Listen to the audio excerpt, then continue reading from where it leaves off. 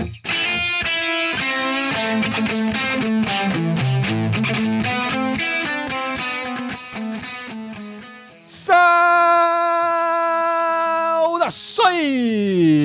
alvinegras!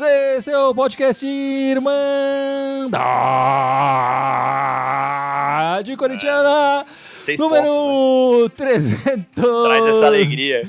E 16, 316, 6 pontinhos na conta. Semana de 6 pontos, fazia tempo que a gente não via, né, Icarão? Tá aqui o Icarão, o Dudu e o Gibson, eu sou o Guilherme.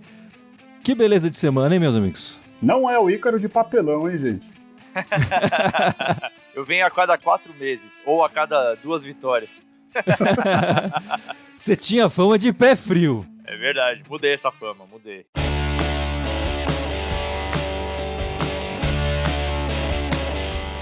Bom, meus amigos, estamos gravando esse podcast no domingo, né? Depois dessa semana de 6 pontos, como a gente falou aí.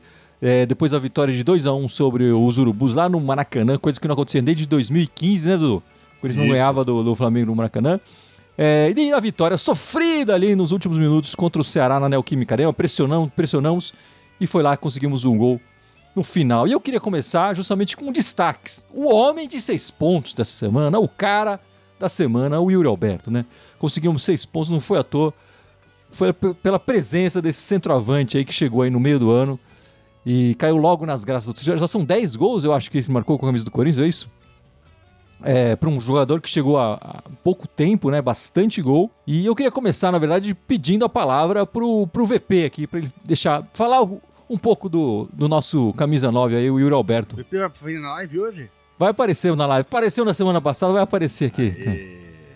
Eu estou convencido que se nós não tivéssemos tido os problemas que tivemos, né? Nós jogamos grande parte da época sem atacante, com o Roger adaptado a atacante, depois perdemos o Jô, depois o Júnior Moraes também não teve praticamente a temporada toda, portanto me imagino o que é que não teria sido a época se tivéssemos tido o Yuri desde o início, não é? Portanto, agora o Yuri é de facto para a idade que tem, com a idade que tem um potencial enorme, um jogador de altíssimo nível, na minha opinião.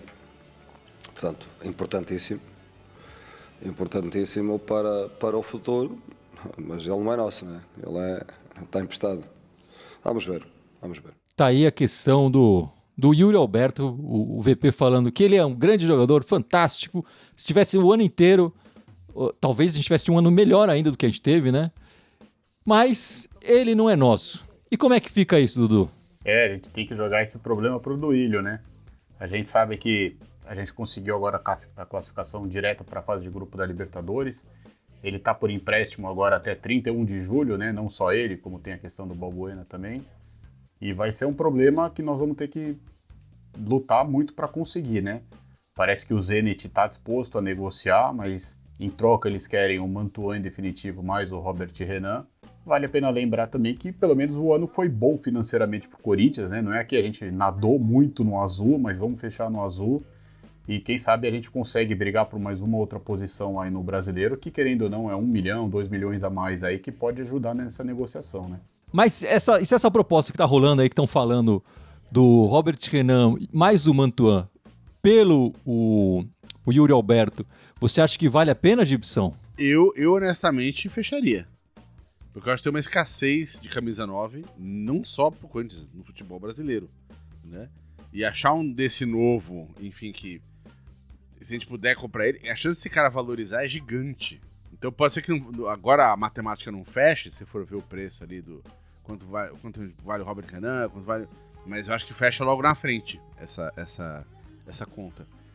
E a gente vai ter um ano importante aí, cara. Pô, sabe, conseguimos ali uma vaga direta na Libertadores, estamos com um time que tá crescendo.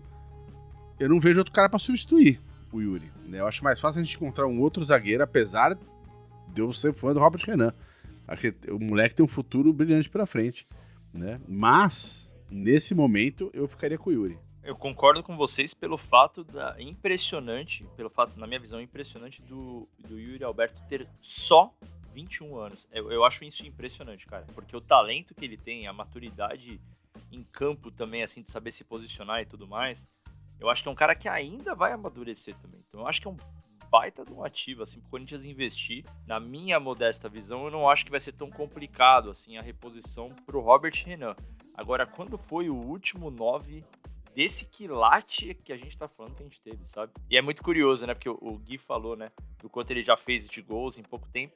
E pensar que os primeiros 7 ou 8 jogos ele não fez gol. Ele demorou a fazer. Então, assim, esse número de gols que ele fez foi no número de jogos ainda menor, né? É surreal. Aparentemente o Corinthians não tem 100% do Robert Renan, por volta de 50%, 60%. Existe a chance do Corinthians também propor pro Zenit ainda manter uma parte da porcentagem do Yuri Alberto, né? O Corinthians ficar, sei lá, também fica com 60% do Yuri Alberto e 40% pro Zenit. Aí qualquer negociação que vier a acontecer no futuro, eles vão ganhar de novo em cima do atacante, né? O que fica pra mim é assim, depois da partida, o Yuri Alberto tá falando cada vez mais, falando com todas as letras, que ele quer ficar, prefere ficar, se identificou, gosta. Ele não sei o que aconteceu na Rússia, mas ele não gostou de lá, né? Tem essa questão que o Gibson levantou bem, atacante se valoriza mais que zagueiro, normalmente, né? E, enfim, acho que a gente tem uma grande promessa aí, mas pode ser que a reposição para um zagueiro seja mais tranquila mesmo. Mas é impressionante como o Yuri Alberto se identificou com a torcida e vem jogando muito bem, né? É um cara que luta o tempo inteiro. A gente tá falando de 2 partidas aqui que ele decidiu, podia ser 3, né? Se o VAR não tivesse tirado o gol dele lá em Goiás, os 3 gols no segundo tempo, normalmente na metade para frente do segundo tempo, quer dizer, ele não deixa de lutar pela bola e bobeou com ele ali, ele vai deixar o gol. Um outro destaque importante nessa partida contra o Ceará, que acabou até sendo eleito craque da partida pela Irmandade, foi o Fagner, né, Gibson? O Fagnão que vinha sendo contestado aí pela torcida, deu uma resposta, um jogo interessante do nosso lateral direito aí. Grande partida do Camisa 23. Ele incomodou e muito a defesa adversária nesse jogo, né? Foi impressionante. Foi há tempo que ele não foi uma partida nesse nível. É verdade, a gente até comentou um pouco isso no pós-jogo, né? Ele chegou bem para a linha de fundo. Foi muito bom, né? A gente até falava que ele se entendia melhor com o Mosquito ali, que ele avançava mais. Foi bom, né? E com o Ramiro ali, chegou bastante. Importante para ele retomar essa confiança, ele estava precisando, né? Ser o Fagner vai do começo do ano, antes da lesão, porque a lesão ele sentiu bastante, parece, não voltou mesmo.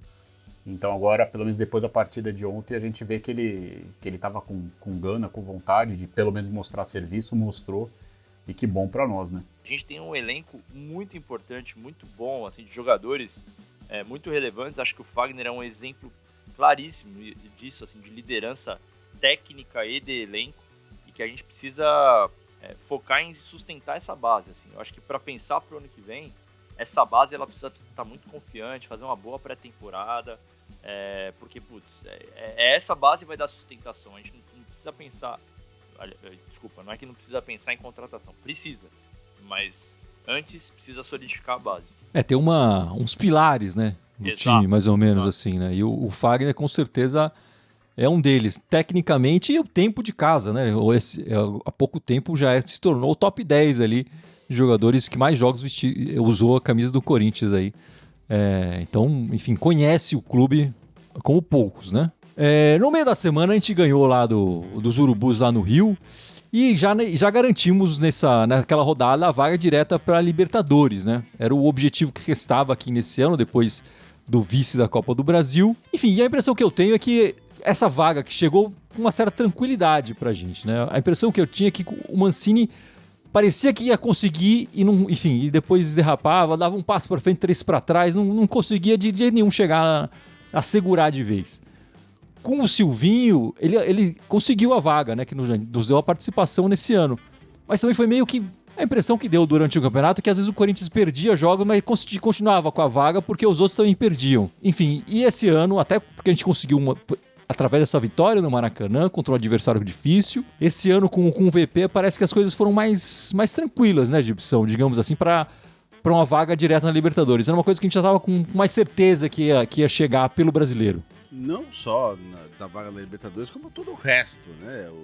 O desempenho em todos os campeonatos foi acima do que foi planejado, do que era esperado pela torcida, né? Porque o planejamento do clube previa oitavas de finais da Copa do Brasil, oitavas de finais da Libertadores e ficar ali no meio da tabela do brasileiro. Era esse o planejamento do clube.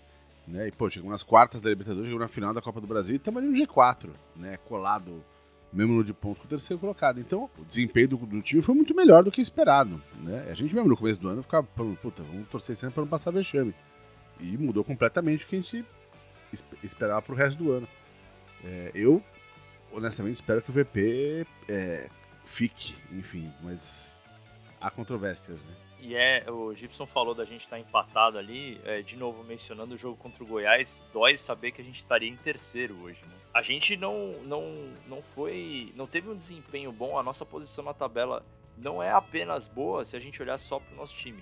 Se a gente olhar para a dificuldade do campeonato, para os times que estão ali parelhos com nós, cara, é muito importante saber os resultados que a gente alcançou, assim, né? Vamos lembrar o panorama de alguns meses, né? Lá no Paulistão, quando tava com o Silvinho, o Corinthians era terra arrasada, cara. Né? A gente jamais imaginava que a gente ia conseguir, com essa segurança, essa facilidade que o Gui falou, uma vaga na Libertadores, né? Houve um momento que a gente tava brigando pelo título, pô. Então, acho que é muito importante fazer esse balanço agora, pra gente saber que, pô, tem um bom caminho pra 2023 aí. E a pontuação que o Silvinho alcançou no campeonato passado, né, Dudu? A gente já ultrapassou ela, né? Quer dizer, se o time do Silvinho estivesse disputando esse campeonato, a gente provavelmente não conseguiria a vaga, né? É verdade. E vale ressaltar também que hoje, né, com a exceção aí do Sem Mundial, os dois times que estão à nossa frente, um caiu fora na Copa do Brasil logo, e o outro foi para a Sul-Americana também caiu, nem se classificou para o mata-mata, ou seja, eles tiveram 2 competições aí para jogar, né? E a gente estava em certos momentos em 3 competições. A gente abriu mão de alguns pontos no Brasileiro para poder priorizar as outras competições, né? Então isso só vem até engrandecer o trabalho aí do VP pela pontuação e pela colocação que a gente conseguiu, né? Poderia estar um pouco melhor? Poderia, mas, pô, o objetivo que foi traçado, a gente, pelo menos dentro do Campeonato Brasileiro, a gente conquistou. Enfim, e agora chegamos na tal questão, né? Se o VP, a novela do Coringão, a novela da vez, o VP fica ou não fica, a gente tá discutindo isso há um tempão e pode ser que o próximo podcast vai ser o último, né? Vai ser a última rodada do Brasileiro, vai ser o último do ano, depois a gente volta só no ano que vem. O Duílio já deu a entender que vai dar liberdade pro VP, inclusive dar resposta depois desse jogo, não logo depois, né? Mas 3 ou 4 ou 15 dias depois desse jogo. Quer dizer, então provavelmente o podcast da Irmandade aqui não vai poder comentar a ficada dele ou a saída dele logo de cara, né? O Duílio tá sendo bem... flexível, digamos. Flexível. Boa, flexível demais. Obrigado, Icarão. E a informação que a gente tem é que a esposa do VP tá vindo visitá-lo aqui no Brasil e tal. A gente tem esperança de que ele, com essa visita, né, decida ficar aí, né, Dudu? Eu sou favorável, né? Já dei a minha opinião, acho que antes, né, até da gente ser eliminado da Libertadores, se eu não me engano. Até porque a gente entendeu, né, os jogadores entenderam, a torcida entendeu que ele conseguiu captar a essência do futebol que ele quer dos jogadores. Ele conseguiu entender o que é e o que se torna o Corinthians dentro de uma competição, principalmente quando joga em casa. Seria muito importante a gente ter um técnico com o conhecimento que ele tem, o know-how que ele tem, que pelo menos ele passou, né? Fechando um trabalho que ele vai fechar, mas podendo ter a tranquilidade que ele vai iniciar um ciclo, uma pré-temporada, pedir contratações, ou ver o que a diretoria pode oferecer para ele, que ele já falou que precisaria pelo menos de 4 jogadores ali, né? Para a gente poder vislumbrar algo melhor.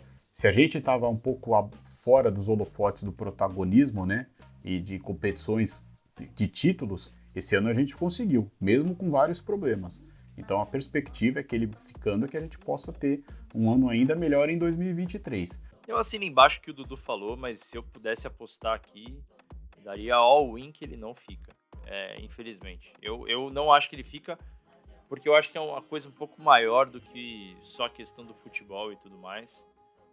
Eu acho que conta muito essa questão familiar, dele estar muitos anos fora de casa. Ao mesmo tempo, a gente sabe o quanto é importante ter um técnico definido ali para pré-temporada, para fazer um trabalho do zero.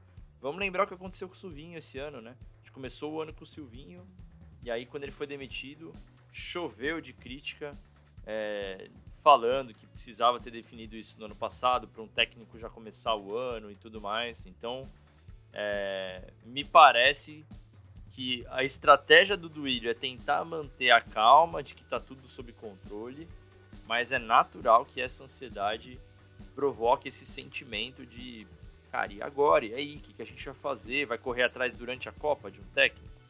Acho bem complicado. Então, eu gostaria muito que o VP ficasse, mas se eu apostasse, eu iria apostar que ele não fica. Espero que você perca o seu dinheiro. Mas, Gibson, o Vitão da Massa subiu o sarrafo, né? A gente tava com o Thiago Nunes, que era uma aposta, e se mostrou uma aposta furada, inclusive porque depois disso também não fez trabalho nenhum.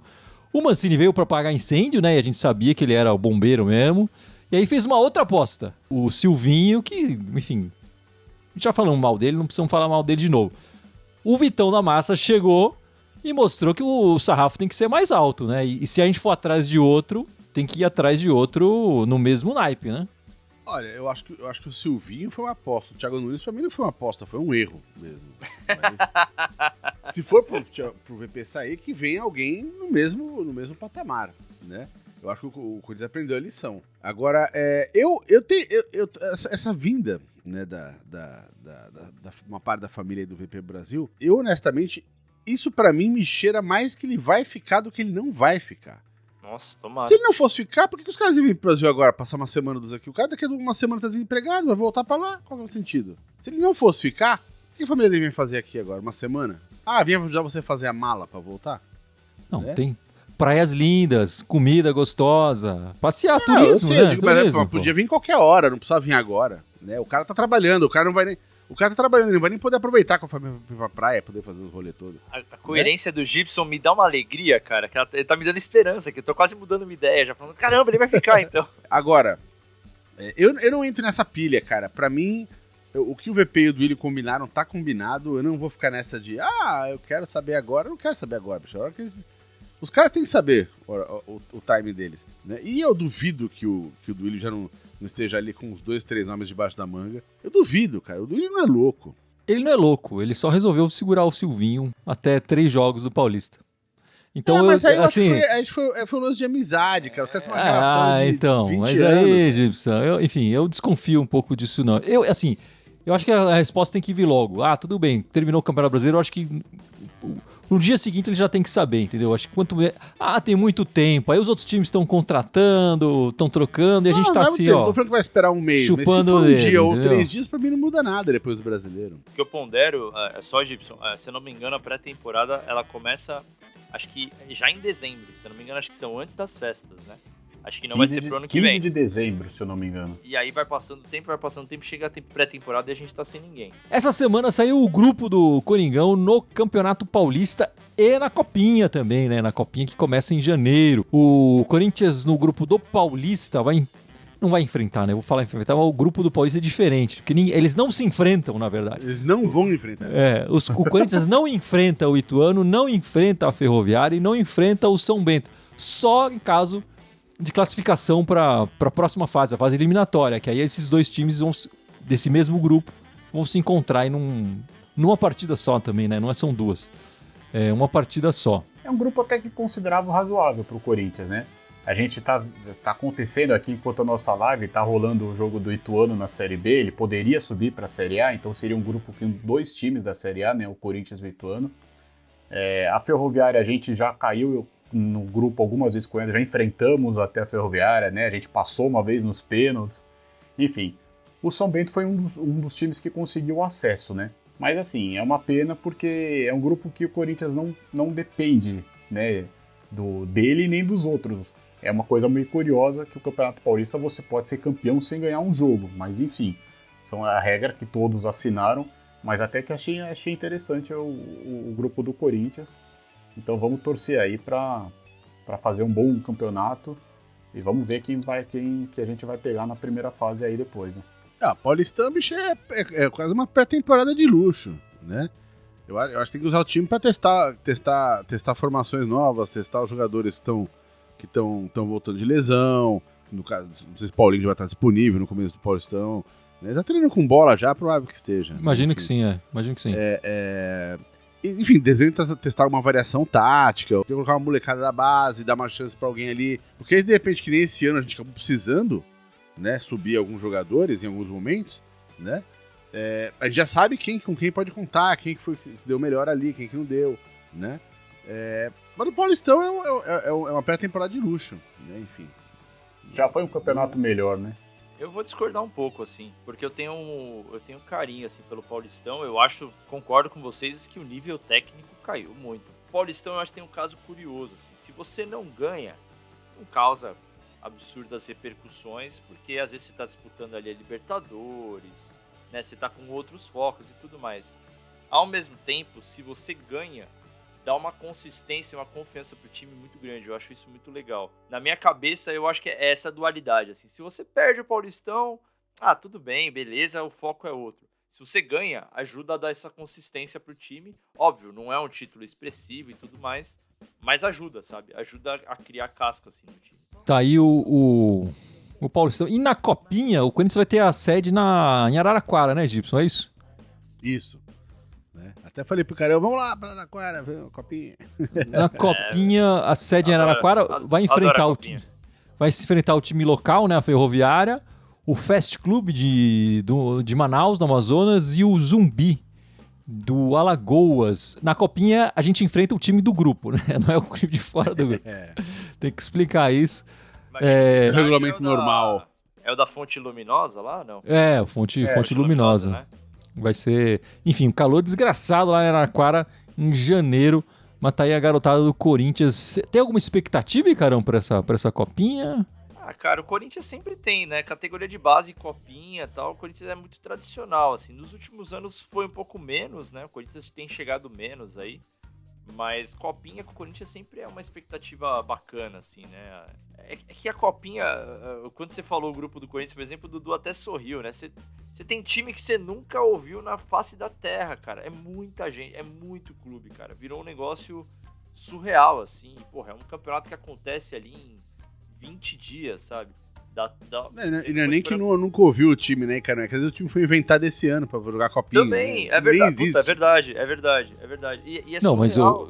Mas esses dois times enfim, a Ferroviária a gente conhece, enfim, time tradicional. O Fast Club também é um clube já com história e o Zumbi também. Tem uma certa história, não tô falando que não é tão novo assim, mas a Copinha realmente tá muito inchada, eu acho que tá demais. O Corinthians tá no grupo 12, então se fossem só isso, mas acho que tem mais. Quantos grupos são? São trocentos grupos.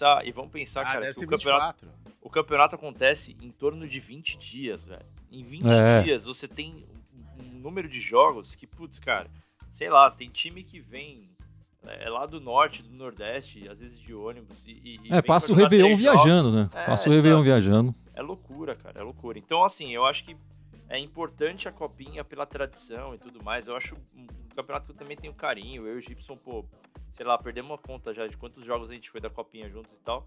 Eu gosto muito, mas cada vez mais eu vejo que é desumano, assim, o que é feito pra jogar a Copinha e ter a final no dia 25 de janeiro. Só trazendo a informação que são 32 grupos na Copinha, com 4 times, né? Deus, acaba sendo até desumano. Você vai falar, mas eles são moleques, 16, 17 anos. Cara, mas eles jogam a cada 2 dias, num calor surreal, entendeu? É complicado. Tanto é que às vezes aconteceu, né, do Corinthians normalmente ganha os 2 primeiros jogos, no jogo depois acaba colocando um time totalmente reserva, porque você tem que rodar o elenco, você não consegue. Imagina para esses times aí de menor tradição, né, que vem já de viagem, de ônibus longo, é complicado. A gente sabe da vitrine, que todo mundo quer jogar, mas é complicado. Acho que acaba sendo muito desumano. Nesse sentido, acaba sempre favorecendo um pouco não esses times que estão mais organizados, mais preparados, porque é complicado demais, cara. Tem time que joga, imagina, janeiro, 11 horas da manhã, cara, sei lá, 30 e tantos graus na cabeça para jogar daqui 2 dias depois também, às vezes 1 hora da tarde. É complicado, é uma pena, mas vamos torcer para que seja uma grande Copa aí do Corinthians, né? E você falou, né? Eu fui pesquisar aqui, o Zumbi é um time foi fundado em 54. Cara, Zumbi de Alagoas. Não conhecia. Também não conhecia. É um nome tradicional, enfim, o futebol alagoano não tem grande expressividade no Brasil, né? Bom, o Corinthians ainda tem 2 partidas nesse ano para acabar, para fechar a participação no Campeonato Brasileiro. Enfrentaremos o Coritiba na quarta-feira, 7 da noite, não é 9, 9h30, 7 da noite, galera. Fora de casa. No primeiro turno a gente ganhou de 3-1. Gols do Roger Guedes, do Adson e do Raul Gustavo.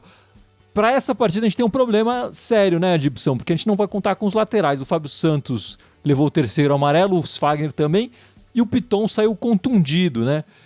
A gente sabe que na direita ali ele tem improvisado o Bruno Mendes, mas na esquerda, enfim, ainda tem o Rafael Ramos ali e tal, mas como é que você vê essa partida, especialmente essa posição nas laterais aí? O VP vai ter que tirar o coelho da cartola, depois fazer um esquema diferente, enfim. Mas o Curitiba tá no momento... eu sempre gosto de ver o momento dos times, né? Porque no campeonato os times oscilam muito, né? E o Curitiba vem de 2 vitórias, ou seja, tá num momento positivo no campeonato. Né? Não é um time que assusta, claro, porque, enfim, tava brigando ali pra não cair, mas não é um time que assusta, a gente vai jogando com o nosso time full, completo, né? E a gente não vai estar, né? A gente já sabe disso, né? Lá na frente a gente tá sem o Mosquita, sem o Watson, né? E atrás agora a gente tá sem os 2 laterais esquerdo, sem lateral direito, né? Tem o outro lá que é o Fantasma, o Bruno Melo, né? Que, enfim, ninguém sabe Esse já toca. Que toca, mas de repente, com esse grau de buraco que tá no time nas laterais, de repente ele até joga quarta-feira. Só uma observação, o Curitiba escapou, não cai mais, Escapou. né? Escapou. Ele até essa rodada tava brigando pra, Sim. enfim, pra escapar, pra não cair, agora já não tem mais chance de cair.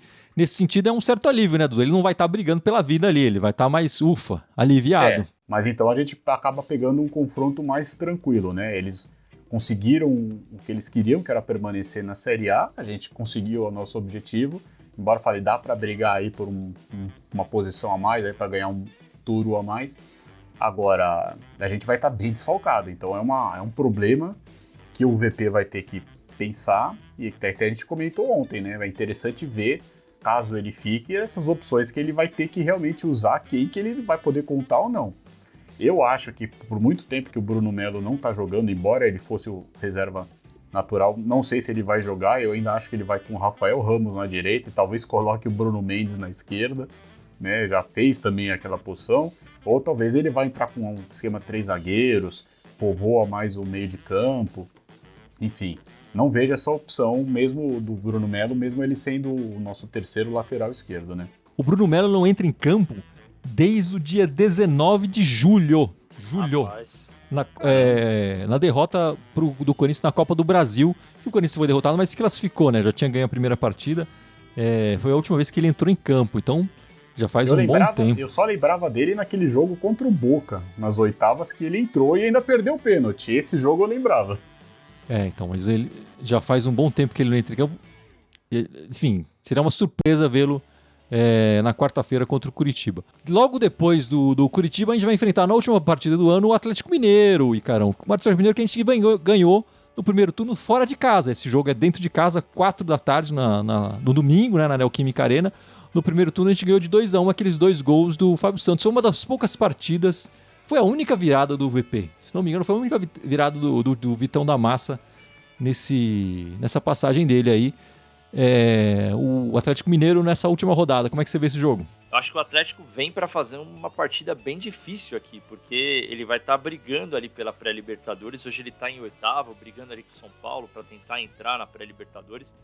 Eu acho que o Corinthians tem total condições, ainda mais sendo aqui o último jogo do ano, casa cheia, lotado, tudo propenso para o Corinthians fazer uma ótima partida e ganhar. Mas eu acho que vai ser um jogo difícil, cara. Eu acho que o Atlético não veio de um ano bom, né, com muitas oscilações, mas eu acho que o fato de ser a última rodada e o Atlético ainda tá precisando do resultado ali para se garantir na Libertadores, acho que não vai ser um negócio tão fácil assim pro Corinthians levar esse jogo para vitória. Com certeza o jogo contra o Atlético Mineiro eu acho que vai estar também abarrotado, se não der próximo dos 40 mil, acho que vai bater os 40 mil, até porque eu acho que aí a torcida vai fazer o coro pro VP, então acho que vai ter esse componente a mais aí no jogo, mas assim, acho que dá pro Corinthians ganhar tanto do Curitiba quanto do Atlético Mineiro e finalizar o ano aí com 4 vitórias consecutivas, o que seria muito bom. Eu concordo com o que falaram, vai ser encardido, os caras estão jogando classificação para Libertadores, mesmo que vaga na pré-Libertadores ali, e vai ser porrada, os caras vão vir pra jogar.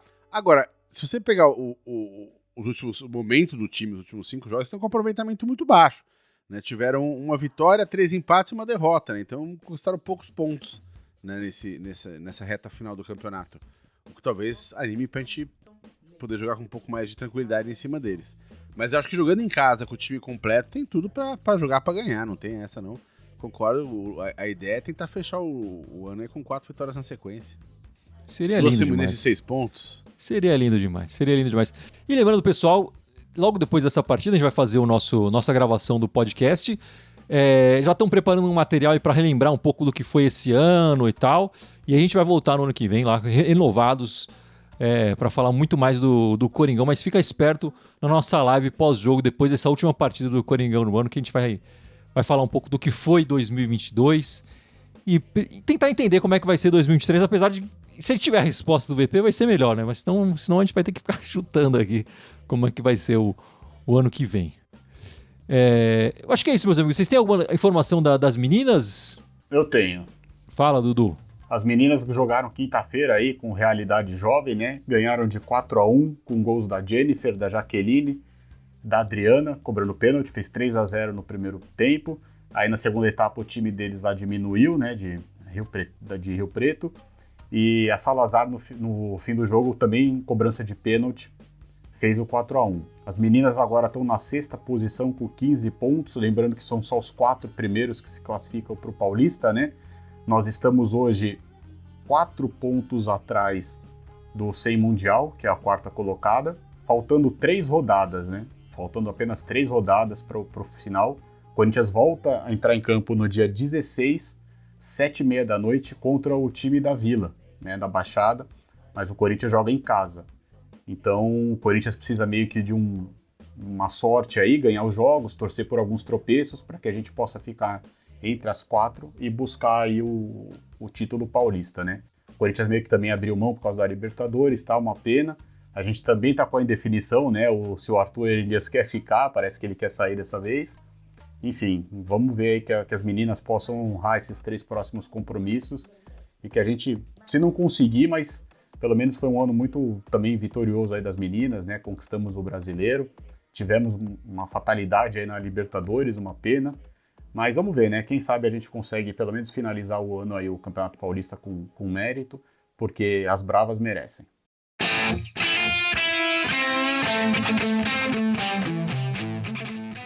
É isso então, meus amigos. Vamos encerrando esta live, este podcast 316.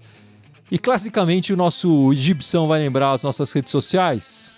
Então bora lá, temos 10 redes sociais, estamos ao vivo hoje no Facebook e no YouTube. Além disso, temos o Twitter, o Instagram, o SoundCloud, iTunes, Deezer, Spotify, Telegram e TikTok. Todos eles irem mandar continuar com TH, só no Twitter querem mandar timão. E carão, a lojinha tá aberta, é isso? A lojinha tá aberta, meus amigos. Olha aí, ó, camiseta, caneca. Não deixe de comparecer aí, prestigiar a Irmandade Corintiana. Assista a Copa com a nossa camisa da Irmandade Corintiana, que vai dar sorte, vai dar sorte. É isso então, meus amigos. Na semana que vem, Dudu, estaremos ao vivo na quarta e... no domingo, quarta-feira, por volta das 9 e pouquinho aí, pós-jogo, para falar da partida contra o Curitiba, né? E depois no domingão, que nem o Gui já falou, nosso último podcast aí do ano. Vamos fazer melhores momentos aí da retrospectiva 2022 do Corinthians. Tomara que já com a definição do VP. A gente sabe que é difícil, mas vamos esperar que a gente espera que a gente possa ter uma definição se ele vai ficar ou não. Mas para finalizar o ano bem aí, vai ter material para vocês aí também no restinho do ano, que vai ser bem legal. Obrigado, meus amigos. Esperamos vocês todos na semana que vem. Valeu e vai Corinthians! Vai Corinthians! Vai Corinthians!